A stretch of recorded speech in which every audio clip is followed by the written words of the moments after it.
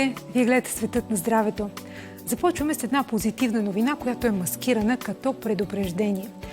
Съвременната медицина все по-категорично приема продължителното заседяване не просто като лош навик, а като независим рисков фактор. Анализи показват, че при над 8 часа в седнало положение дневно и липса на движение, рискът за здравето рязко нараства, а при жени след 60 години се свързва с около 30% по-висок риск от смърт, дори при епизоди на физическа активност. Но добрата новина е, че тялото реагира много бързо на малките проактивни избори, затова да ставаме по-често, да се движим и да натоварваме мускулите си редовно. Днес ще говорим за две теми, които на пръв поглед изглеждат различни, но те са свързани с движението, контрола и качеството на живот. Това е Паркинсоновата болест и инконтиненцията, защото при Паркинсон движението е ключова част от терапията, а при уринарните проблеми основа на първата линия грижа. Добрата новина е, че днес има решение за неволното изпускане на урина и нещо още по-важно.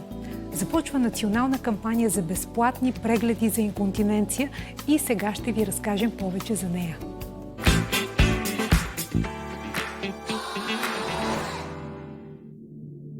Стрес инконтиненцията представлява неволно изпускане на урина при рязко покачване на коремното налягане, кашляне, кихане, вдигане на тежко, резки движения. Тя е най-честата форма на инконтиненция при жената.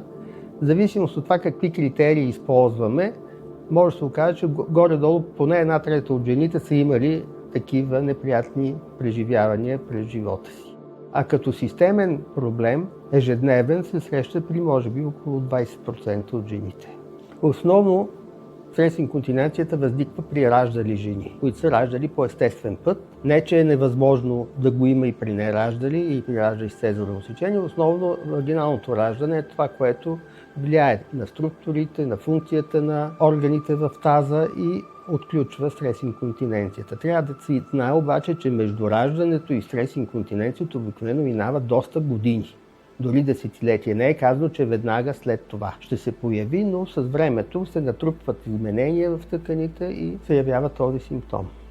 Засяга жени в зряла, но не твърде напреднала възраст, които най-често са физически активни. Такъв е случаят и при 42-годишната Валентина Недева, която има 2 естествени раждания, а движението за нея е начин на живот, хоби и професия.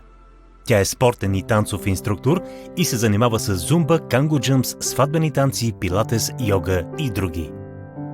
Усетих, че имам проблем след второто раждане. То се получи не веднага, защото първоначално, покрай грижите с децата, жената не си обръща толкова много внимание, но в момента, в който малката стана на годинка и нещо, влязах в залата, започнах да тренирам отново активно, да подскачам и тогава започнах да усещам, че имам леки изпускания, на които първоначално не обърнах особено внимание, защото беше като нещо, което не е кой знае какво, но в един момент започнах да се замислям.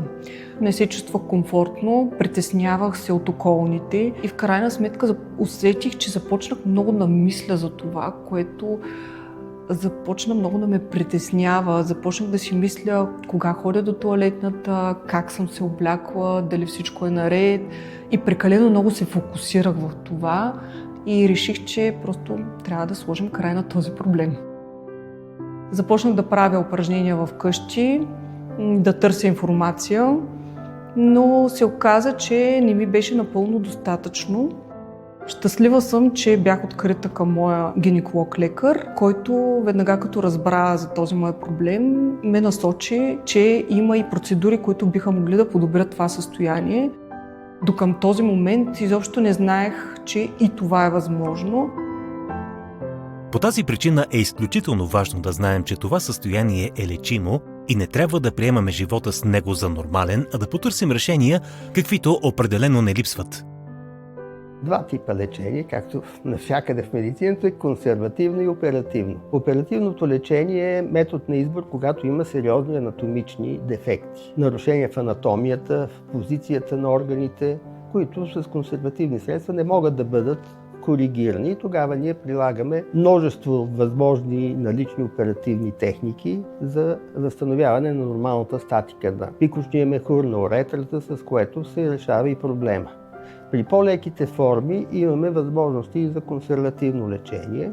Това са различните енергийно базирани терапии, които целят да променят тъканите там, да ги заздравят, да увеличат функцията на сфинктерите на уретрата, било то чрез лазерни, чрез радиофреквентни терапии, магнитотерапии. Всевъзможни начини има. Има и медикаментозни средства, които подобряват уретралната сфинктерна функция и това понякога е достатъчно при по-леките форми да реши проблема. През 2024 година започнах серия от процедури с лазер и след това всяка година правя по една поддържаща. Аз комбинирам терапията заедно с упражнения, които са стандартни кегел упражнения и за укрепване на тазовото дъно. И мисля, че резултатът е много добър в комбинация с двата варианта. За мен е изключително важно да се говори по тази тема и именно поради тази причина съм тук в момента, защото наблюдавам, че това е тема табу. Дамите изключително много се притесняват и мислят, че това е нещо срамно, а всъщност това е част от нашето здраве, както всяка друга грижа към себе си. Да не се притесняват от своя проблем, да го споделят и със свои приятелки и познати, и с лекарите си. Има начин да и се подобри качеството на живот. Общо заето темата за инконтиненцията е тема за качеството на живот. За 4-та поредна година кампанията за стрес инконтиненцията ще се провежда в периода април-май месец. Ще има дата 13 май за безплатни прегледи и консултации. В кампанията се включват над 10 клиники в цялата страна, а информираността и проактивните действия до голяма степен зависят от всички нас като личности и като общество.